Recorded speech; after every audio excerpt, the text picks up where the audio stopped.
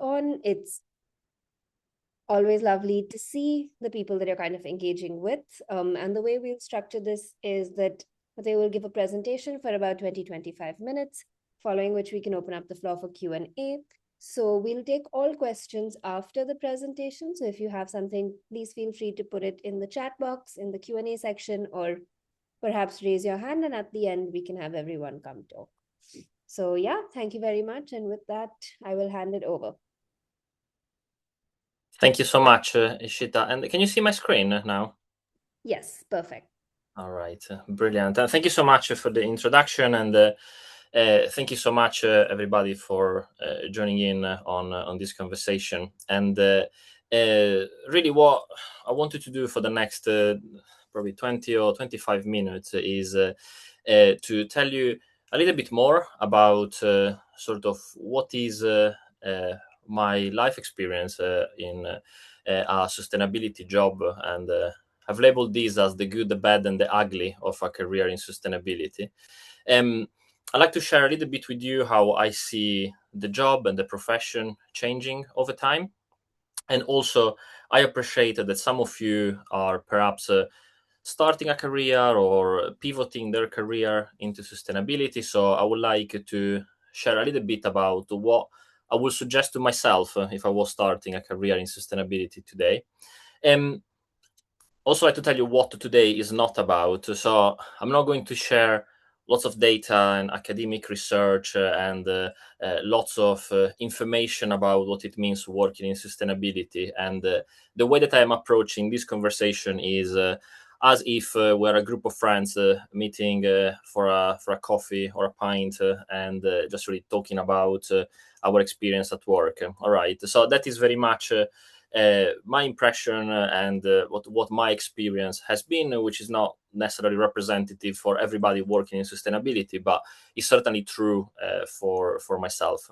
Okay, so I hope that this meets expectation, and with that in mind, I would just like to delve a little bit to tell you about my experience and my journey in sustainability. And as you've heard, I am the global net zero lead for a company called Tide, and Tide is a global business management platform. So it provides financial, commercial, and admin services to micro, small, and medium enterprise.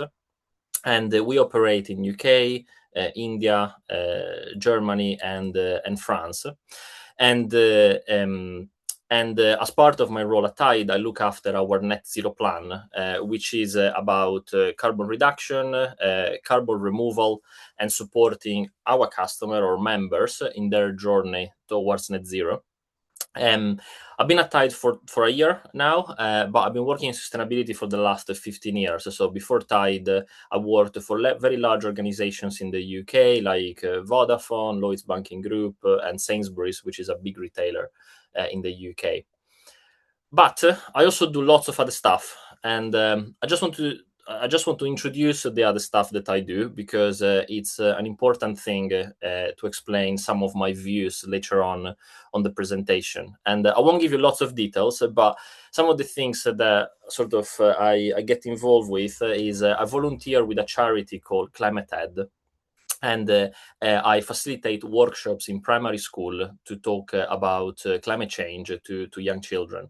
And I'm also organizing a local meetup called People Planet Pint, which is basically an opportunity for people that live locally to come together. And if they want to talk about sustainability, climate change, anything related to the environment that they are worried about, or they just wanted to learn more about, we meet and we talk every couple of months. And I sit on some advisory boards like Planet Mark, which is a way for small companies and medium companies to get recognized on their net zero effort, and MX, which is one of the largest sustainability events in the UK. And then I also assess some of the work that students do in one of the courses at the Cambridge Institute for Sustainability Leadership. Now, there is a reason why I'm telling you all this stuff that I get involved with. And the reason is that one of the questions that I get asked more often, probably over the last couple of years is really how do you work in sustainability and somehow remain positive about the work, the future, the planet, climate action, and so on and so on. And I guess everybody sort of developed their own mechanism to sort of face the challenges of the world that we live in or a profession in sustainability.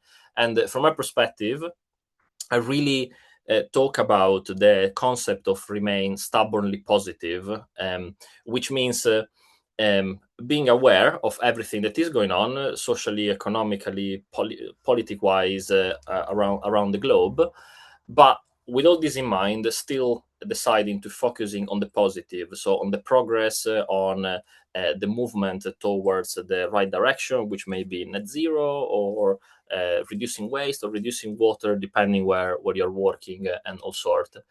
And I found that a mechanism for me to remain stubbornly positive is by really connect with people. What I really find energy on is the people that I work with, both at Tide, but also on these other stuff that I get involved. So I really get energized by seeing people that take action, that get involved, they want to learn, they are open to the conversation.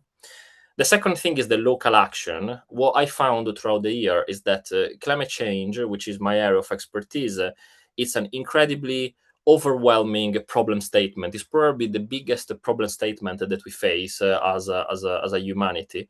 And climate change doesn't really speak a language or recognize borders or mind if you are rich or poor or your religion or your gender. So it's just a big global problem in any sense.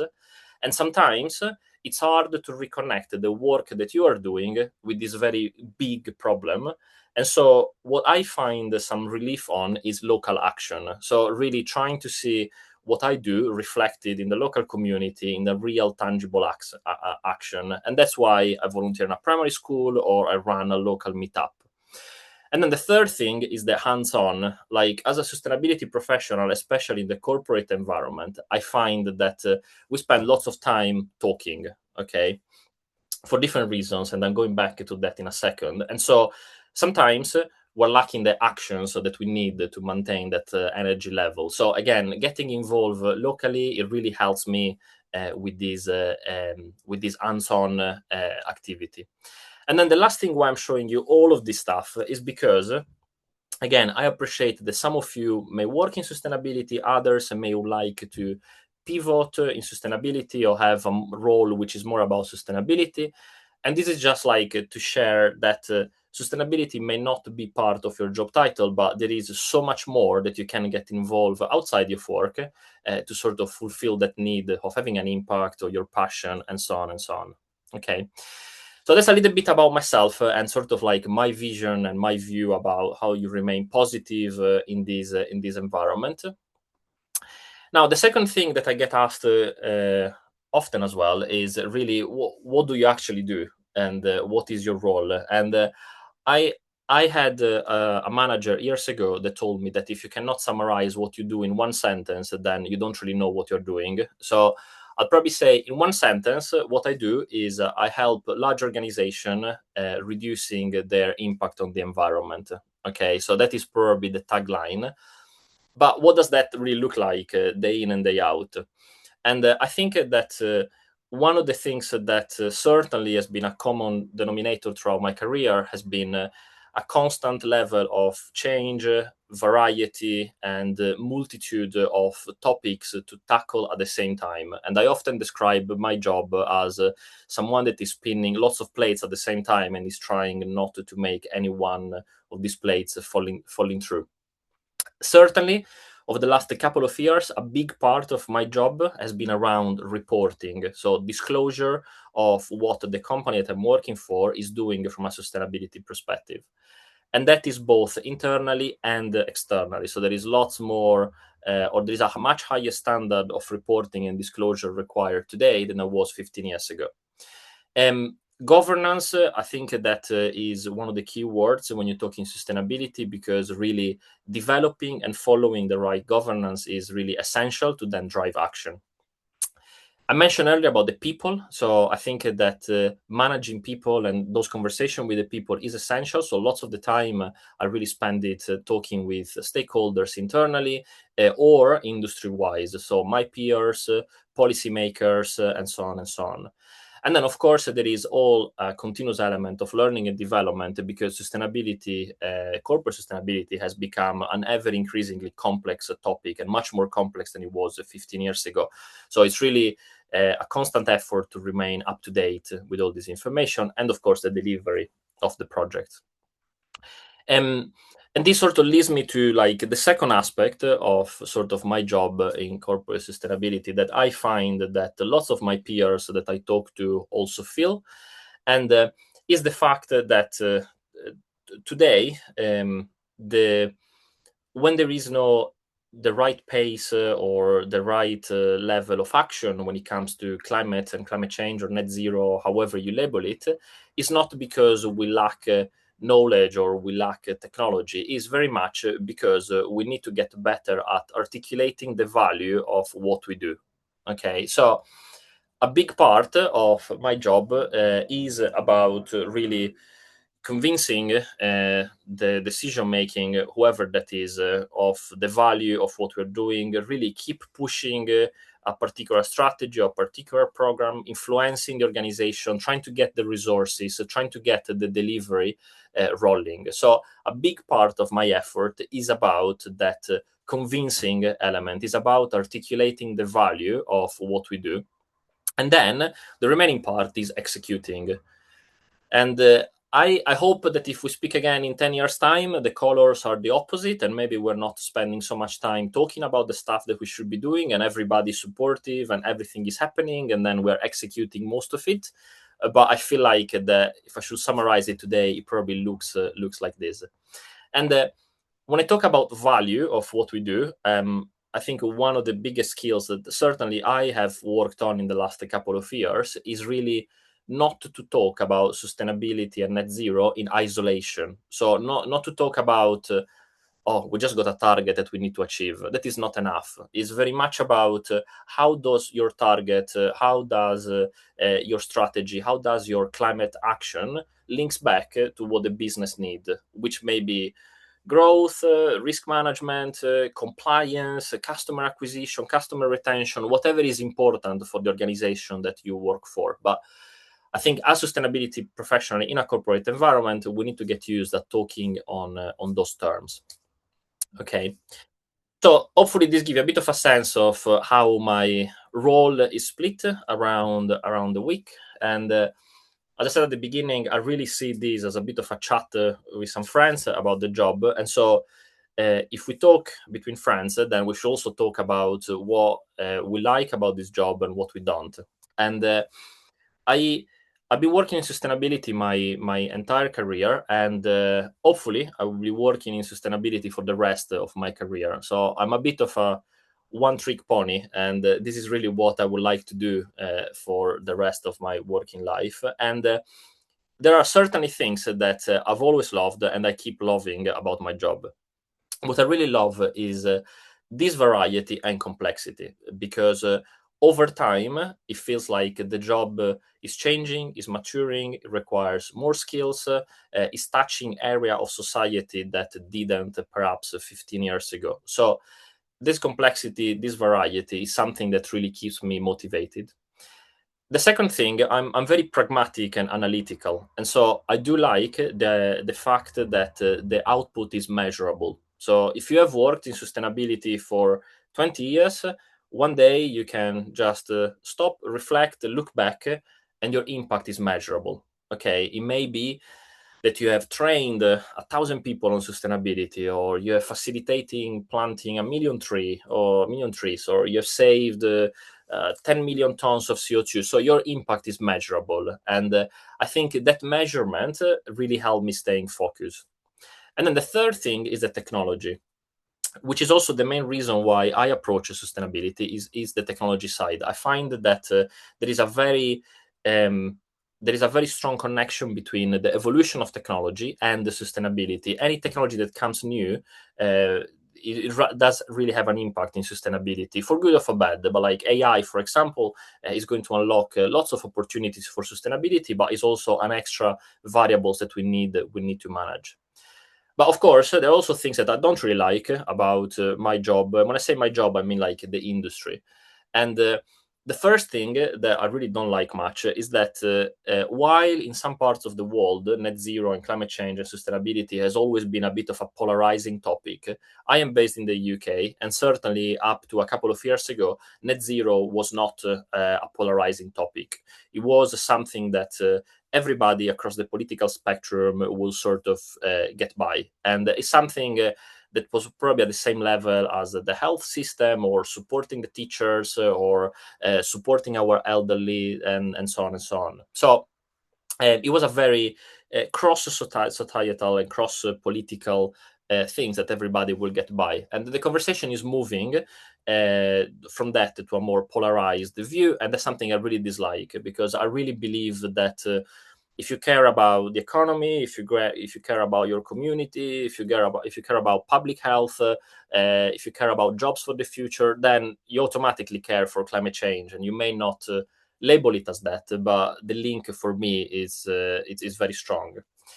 The second thing that I don't like is that it often feels like an uphill push to get resources, to get attention, to get priority, to get people on board. It's very rare that someone comes to you and say, "Oh, there we go. Here's all the money. Crack on. This is great for us." It's always like as you are trying to convince someone to do something. So you always have to convince someone. May that be the execs, or may that be the finance department, or maybe the procurement department. There is always these convincing people, which, as I said earlier. And so all of these may make tiring emotionally, to really show up at work and be positive and see the impact that you're doing, which really goes back to the first thing that I've said about making it intentionally to become and remain resilient and stubbornly positive about what you're doing, which I think then gives longevity to being in this role and in this career. Okay, so this is really just a quick overview of my job and what I do, and how I see the career if I look back at the last 15 years.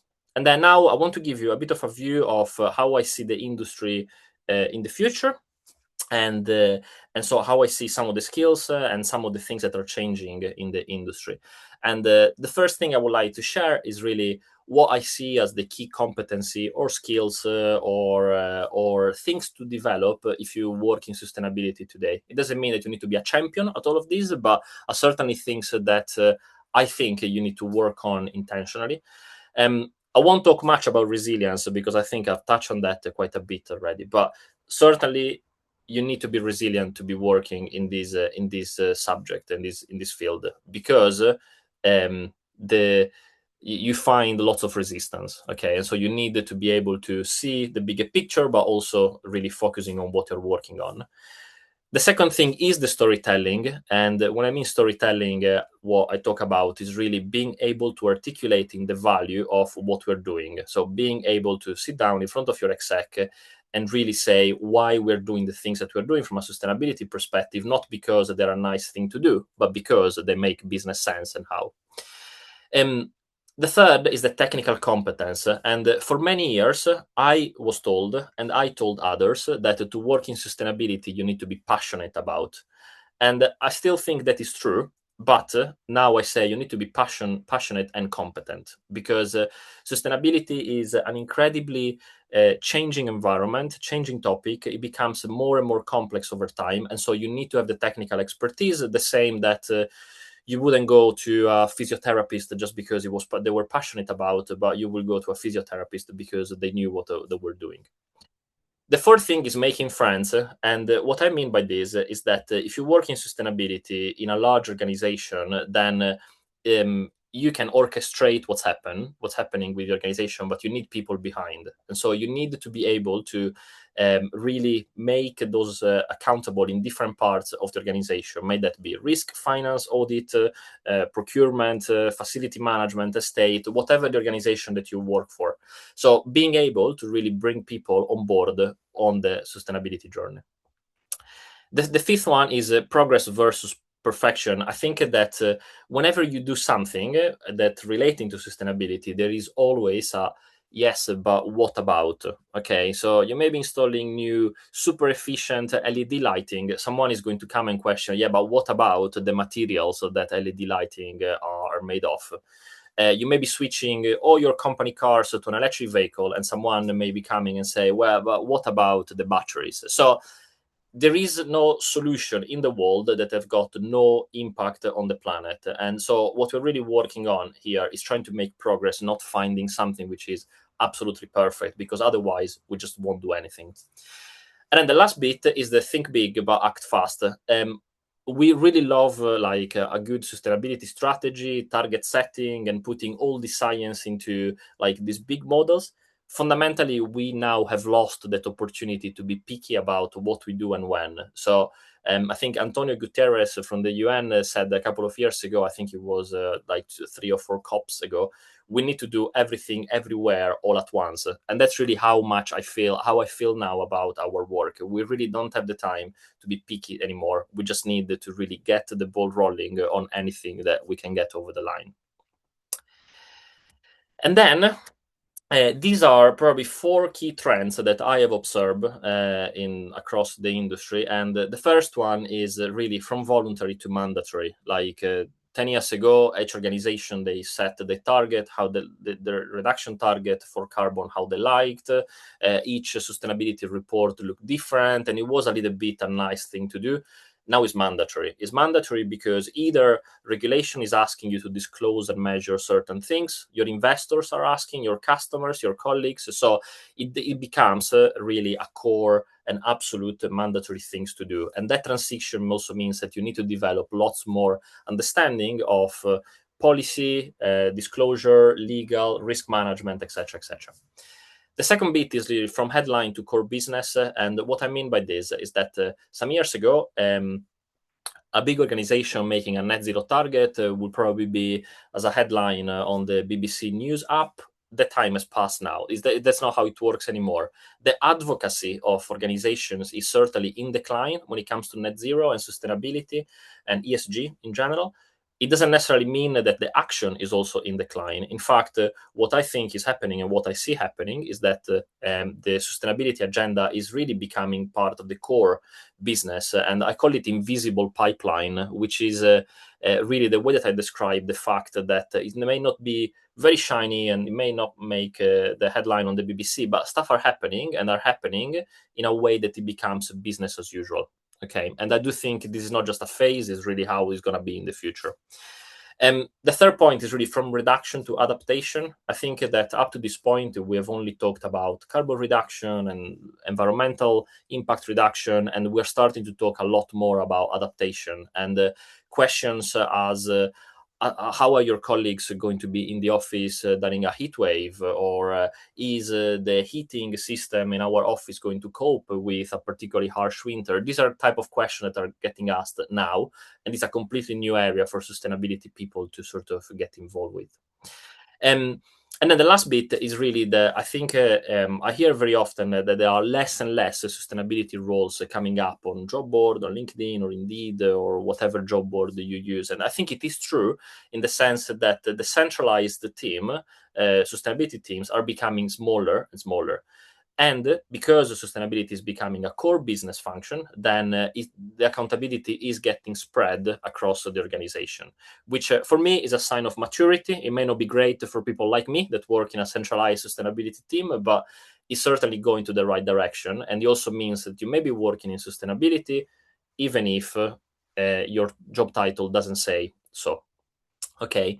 But I guess all of these give you a bit of a sense that there is certainly lots of longevity and lots of changes and lots of things that we need to learn if you work in sustainability, because the industry is changing fast. All right. And this is the last thing I would like to share, really. And I talk to lots of people that are trying to pivot into sustainability, or they're starting a career. Maybe they just finished a master or maybe a Terra Do course and they want to work in sustainability. And I guess if I was on that position, this is really sort of the advice I would give to myself, which is narrow down your search, because really working in sustainability means everything and nothing. So you may be cleaning the ocean, or you may be working on a risk team on a bank, and you're both working sustainability. So really, what does it mean for you? And I always say that having a look at the UN sustainable development goals is a good place to start to understand which direction at least you want to take. Map your skills, because as I said earlier, there are lots of skills that are transferable. And there is lots of things that you probably can do already within your role, or even outside your job. Fill the gap. I said this earlier. I say it again. Passion is the spark, but it cannot keep the fire on forever and ever. So you really need to fill the gap on your competencies. If you have done, or if you are planning to do a Terra Do course, that is a great way. But there is a lot others that can help you with that. And then, generally speaking, I think this is true for anybody looking for a job anywhere. But really, be intentional. Like I think that if you just like spend a day applying on jobs on LinkedIn, there is like a gazillion people doing exactly the same. So I think be intentional in how you put yourself out, and treat it really as a project. So set milestone, decide where you're going, speak to the right people, and so on and so on. And then number 5, which is probably the one that I'm more passionate about, is really get out there and really build your network. You've seen at the beginning of the presentation, I share all the stuff that I do, and lots of those stuff are outside of my work, and some of those stuff don't really need a specific background in sustainability. So there is lots of opportunity to get out there and build a network, because it's very likely that that is what is going to bring you opportunities. All right, that was me. So I'm gonna stop sharing now. Hopefully, I haven't talked too much, but That was wonderful. Thank you so much. And I know I learned a lot, and I love the way that the presentation was structured with all of the pie charts and everything. We can open up the floor to some questions if anyone has. Please feel free to raise your hand and ask your question out loud, or if you'd prefer, you can also type it in the chat and we can take it from there. Yep, go ahead, David. Thank you very much, Matteo. A very good presentation. I'm someone who doesn't like a lot of text on slides, so it was perfect for me. One question I had was, I guess I wanted to know a bit more about your experience with the big companies that you've worked with. Tide is pretty big, but I guess the ones that you worked for before were even bigger. So I wanted to know, as someone who's working in quite a small startup, I wanted to know how it is working in a very large company. It's a great question, and I think is very different. So just for context, the other organizations that I've worked for, they all had between 60 and 100,000 people working there. So they were like large organizations, and I feel like that navigating the corporate environment is a skill set in itself. So understanding the governance, who you need to ask before you do certain things, and how you need to present, how you need to go through. It's like almost like I describe it as a little town. So you need to go how to get from A to B, and being able to go from A to B is a skill in itself. It takes a lot longer to do things, but also if you can shift the dial by just a tiny bit, the knock-on effect and impact is huge. While certainly my experience at Tide is that it's a faster pace, and of course you need to make sure that the people involved and people are aware of what you're doing, but it's also a lot more hands-on. And you probably have like a much shorter gap between being able to say something and doing it. So it's a different type of skill set that doesn't necessarily help you all the time in one or another, and it does need some adjustment, David, to be candidly open about it. I think that when you're used to working in large organization for a long time, then it's almost like you need to have the courage to actually do something when you are maybe in a smaller company without having to go through this governance, because maybe that governance doesn't necessarily exist. Got it. Perfect. Thank you. Thank you. Any other questions? I have a question. Hi, Matteo. Thank you for the presentation. Super helpful to hear your perspective on how to think about our role as sustainability professionals. So I'm a sustainability project manager. I work on reporting side of things. And the title of this presentation really caught me is charting the net zero career. And I was curious, in one part of the presentation, you mentioned like it's important to talk about these growth drivers around customer retention or compliance or whatever that you're proposing to your executive leadership to make sure it resonates and not using the sustainability jargon. I was curious if you could share an example of how you help your clients or how you yourself have um, talked about a topic around net zero or things like that to bring that forward. Well, I think that's that's a very relevant question, and I think. Well, first of all, when I define value, that varies a lot. So, what is value in my organization may not necessarily value into your organization. I do think that there are common themes, and certainly one that I use is the fact that we are a growing organization and we're growing fast, and uh, now we can probably set the rules of what we do. So if we want to do net zero, it's because we want to do it, or if we want to do something else because we want to do it. But it's going to get a point not very far where these decisions are going to be out of our control. It is because we have triggered a specific revenue level or a specific number of people level or a specific jurisdiction, and then we will be in scope for, I don't know, a double materiality assessment or CSRD or UK SRS, whatever acronym you use. So there is the opportunity to do it now at our own pace, or that is the stick and the value. So the value is the compliance, and the value is the opportunity to be able to grow without having to worry about all these things. But also, for example, I have run surveys with our members to understand what does net zero means for them. Why would they be interested in net zero? Would they be interested in paying anything to support them on net zero? So I think that data driven approach is essential. What I mean is that you cannot go and talk to your exec and we want to do a sustainability whatever, a sustainability target, whatever that is, because it's the right thing to do, or because we're Right. passionate about that argument. And if I was on the boardroom, I would reject that, because there is lots of things we can do because of the right thing to do, and still we don't do them. So it cannot be just that. So it needs to be X, Y, and Z and sustainable. It cannot be just sustainable and that's it. So I think that is what I mean, is really pick up the data, understand what it means for whatever angle. So the angle can be different. But that's what I mean by articulating the value. Makes sense. So not leading with sustainability, but kind of it's an added advantage, but and also supporting it with data to make the business case for it. I made this example to a friend a couple of weeks ago. All right, and bear with me; it makes sense at the end. But I bought a toothbrush recently. It's called Suri. I've got no stakes on it. All right, but it's a very sustainable toothbrush.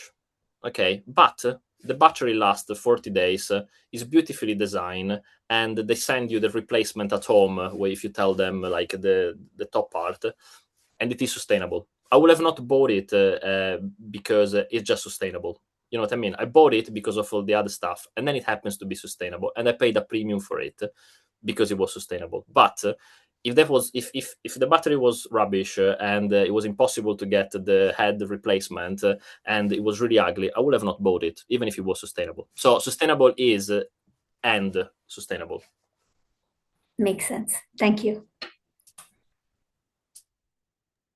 We have a question in the chat from Dan. Do you see a particular sector or industry at the moment that's hiring aggressively or pivoting toward climate responsibility beyond the evolving necessities you spoke of?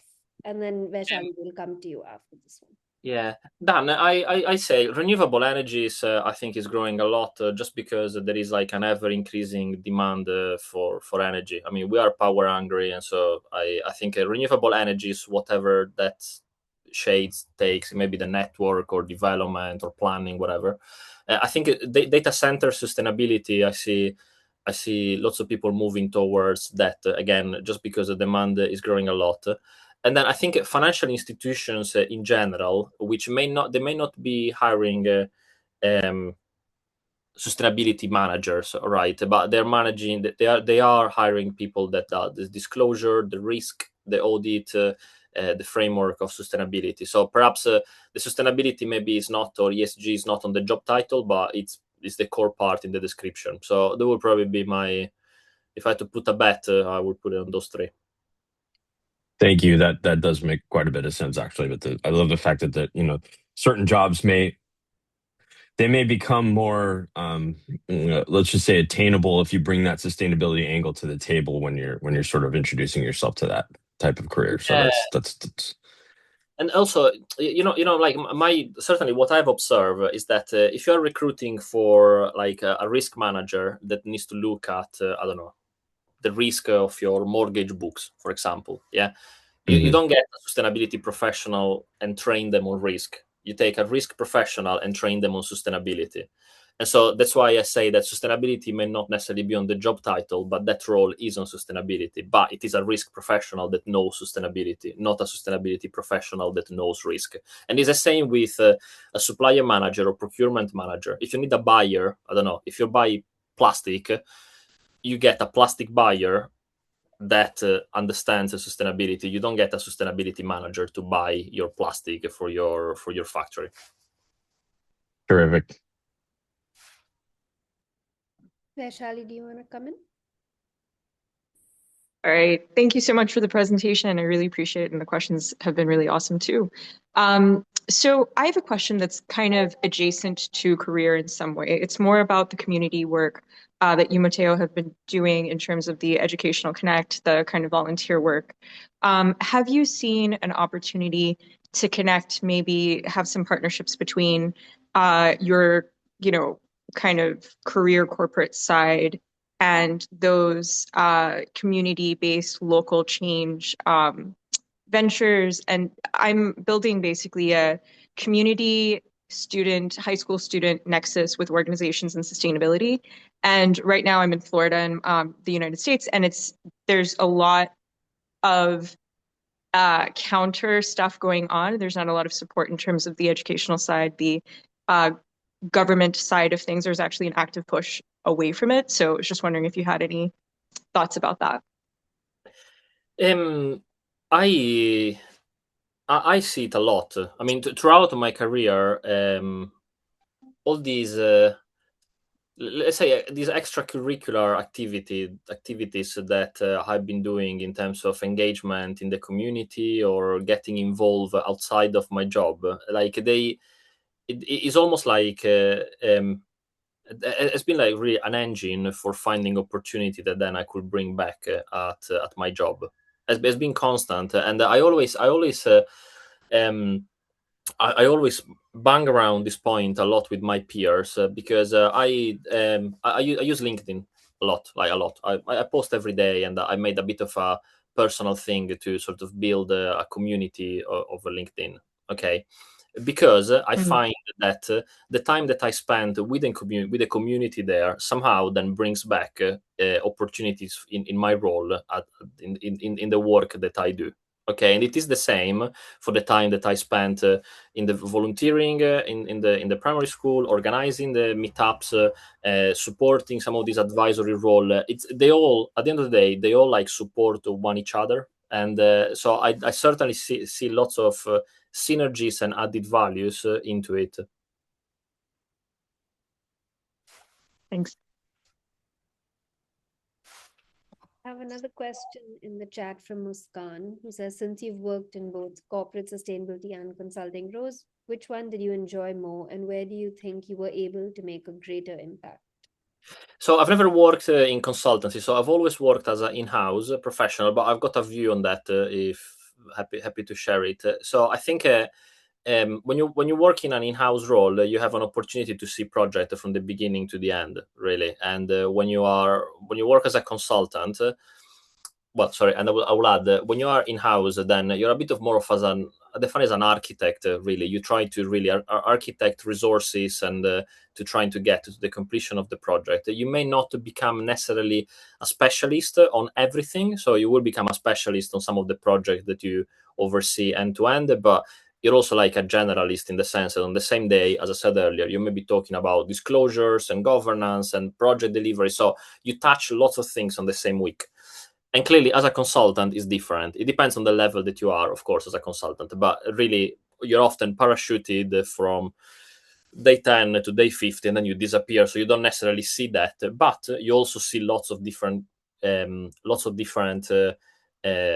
companies and the way they work, and you become a specialist on something, etc., etc. So I think there is nothing wrong in either. I know, like, I talk to lots of graduates that somehow have got this view that a consultant is like, oh, a consultant. I think it's a great way to really become an expert fast and work with lots of organization in a short period of time. Usually, what I say, especially to graduates, is what I see more commonly happening, which it doesn't mean that needs to be the case, is people work as a consultant first and then in-house later, rather than in-house first and consultant later. And also, if you've done like 5-10 years in, I don't know, KPMG, PwC, Y, whatever, then you almost come in-house already as quite a senior person, because sort of those miles that you have done in terms of work at this consultancy, they sort of bring you up on the job ladder, I guess, when you go back in-house. But again, this is not data or statistics or anything. This is just like my observation from having worked in-house and with, thousands of consultants over the years. Thank you, Muskan. I hope that answered the question. Does anyone else have any other questions that they would like to ask? Yes, go ahead, Ram. Hi, Matteo. I guess I'm the representative from Terra London here. I don't know if anyone else is joining from London. Uh, I've never bumped into you in a London catch-up. One question, Matteo, like you mentioned even in the UK, that while until a couple of years ago, sustainability or work in that space, is a given. Like everybody used to do that, and now things are changing. So what's changing there? Is it more in under the influence of what's happening in the US and elsewhere, or fundamentally do you see a shift in terms of the focus on sustainability? So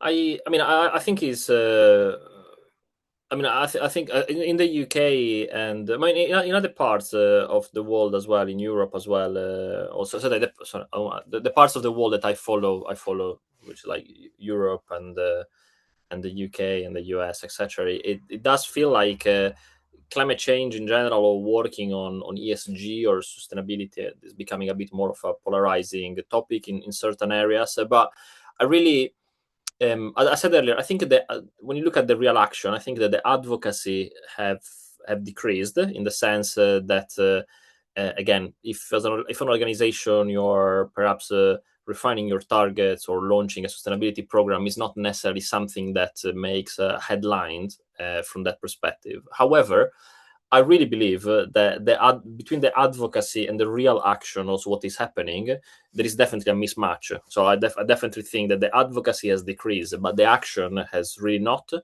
And if anything, is a bit of sense of maturity, I think, because what I shared earlier about the fact that this stuff is becoming core business, the fact that we're moving from a centralized team to like a decentralized model within organization, all of these are really sense of maturity for me. I mean, if you take, I don't know, cybersecurity or health and safety, okay, you work for a company, that may have like target about health and safety, they're probably not on the homepage of the organization. Like they are just part of how the organization operates, and they are absolutely essential because the organization will face fines, will face risks, etc., etc. if we didn't have those policies.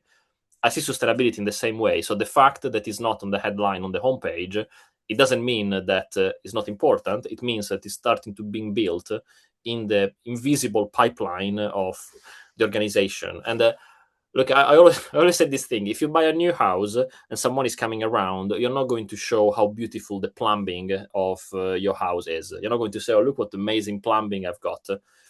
But when someone goes to the loo, so when you use the kitchen, you're really happy that you've got some good plumbing, because otherwise your living room is going to get flooded. So sustainability is the same. It's the invisible plumbing. It may not be the thing that we're going to show around, but it's essential, because otherwise regulatory risk, supply chain risk, customer acquisition, all these things will not materialize.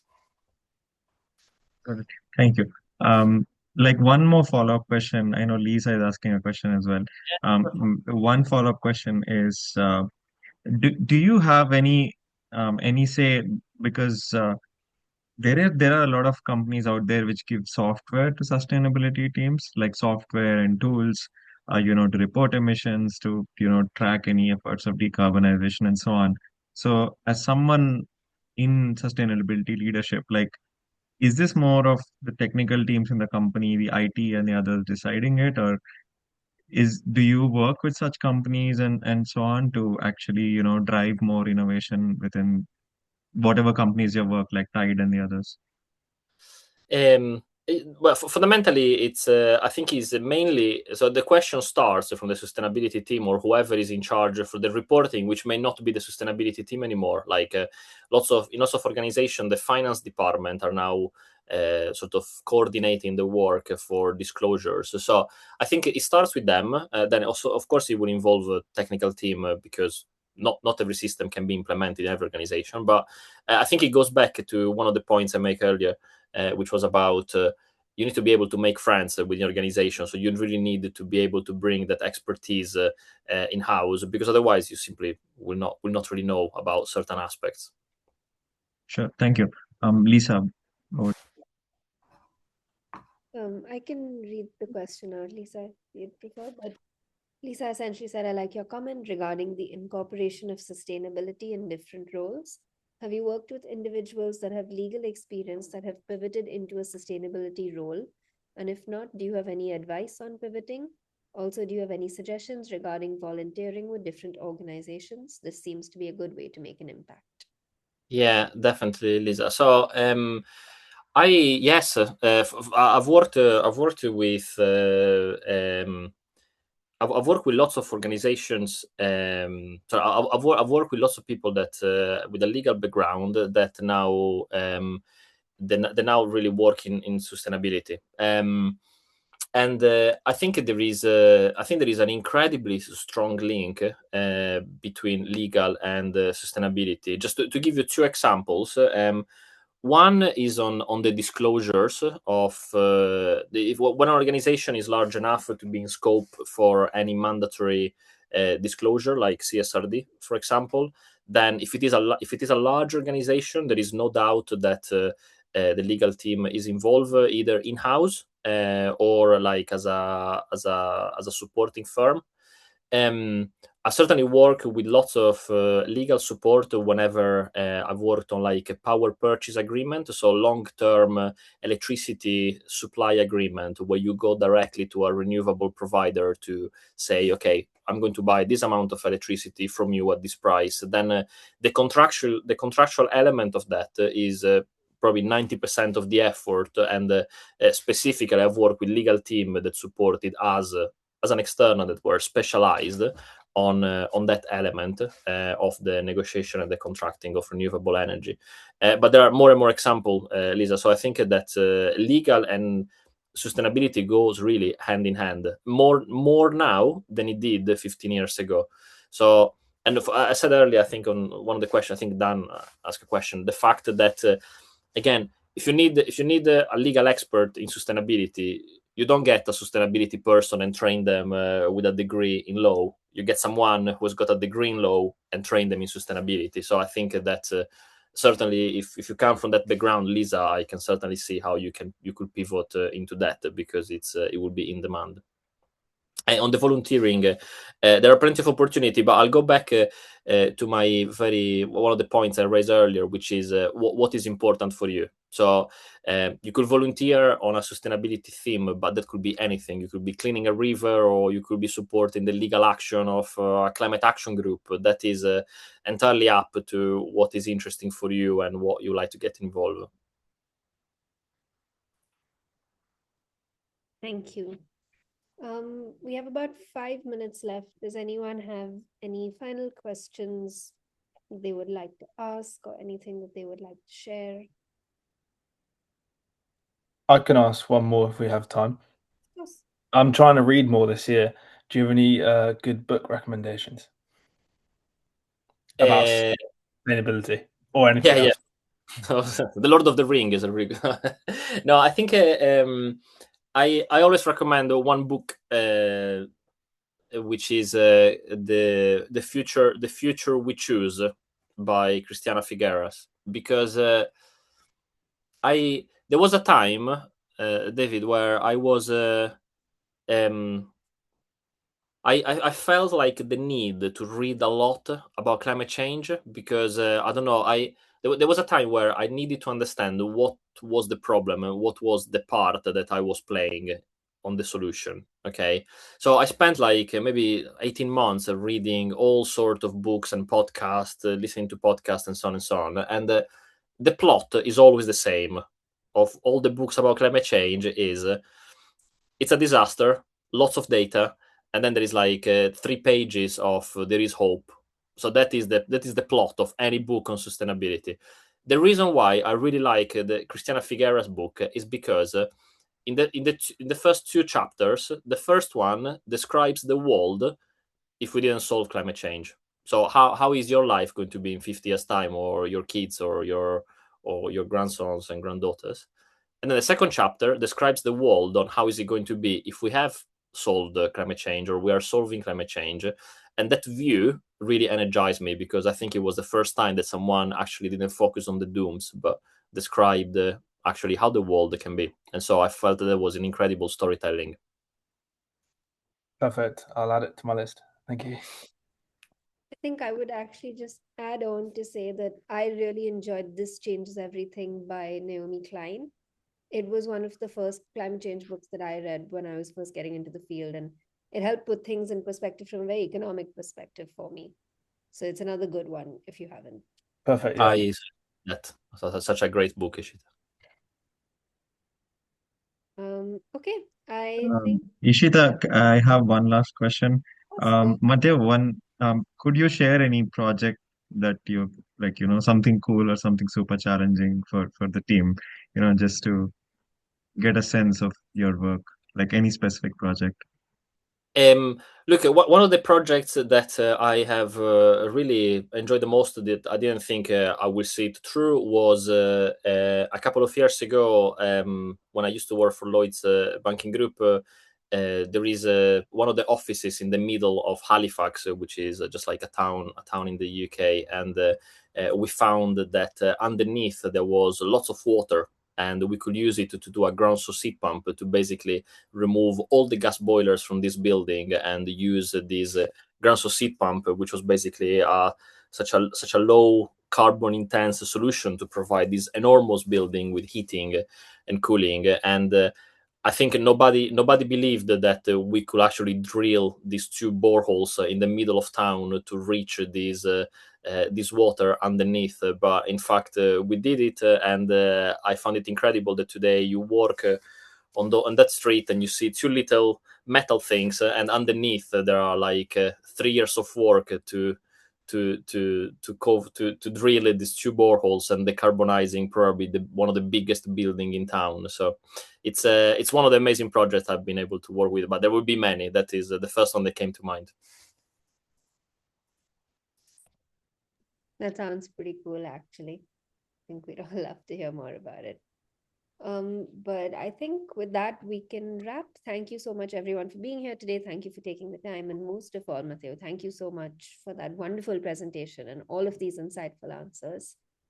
I hope you have a wonderful day, night, wherever you are located, and see you all sometime soon. Thank you all. Bye. Thank you.